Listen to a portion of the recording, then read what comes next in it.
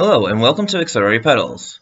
In this video, I'm going to show you how to easily test your 2007 through 2012 Jeep Liberty Accelerator pedal.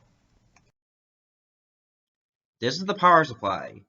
It takes 3 AA batteries. Line them up like this. Use some copper wires at the edges and attach the positive and negative wires at the ends. Verify that you will have about 4.5 volts coming out.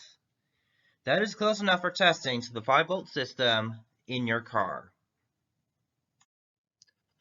The multimeter will be set at 20 volts just like this.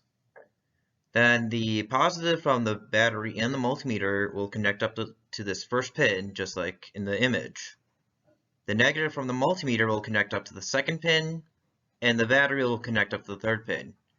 After you do this, it should be reading about 4.1 volts in the idle position. As you begin to press in the pedal, it should stop at about 0.4 volts. During these tests, you should be looking for spikes and glitches or any other irregularities during the test. The multimeter should still be set at 20 volts just like this. This time, the negative from the battery should connect up to the fourth pin. The negative from the multimeter should connect up to the fifth pin, and the positive from both the battery and the multimeter should connect up to the sixth and final pin. After doing that, in its idle position, it should be reading 4.3 volts.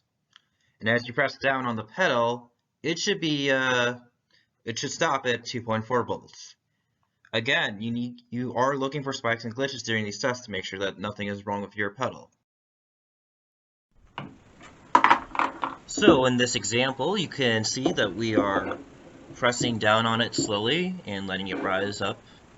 And it looks like that this is not having any problems. It doesn't have any glitches or spikes.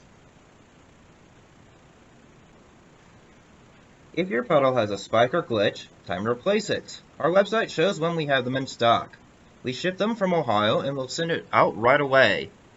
Check out the pinned comment and in the description for the link to our website. Thank you and have a good day.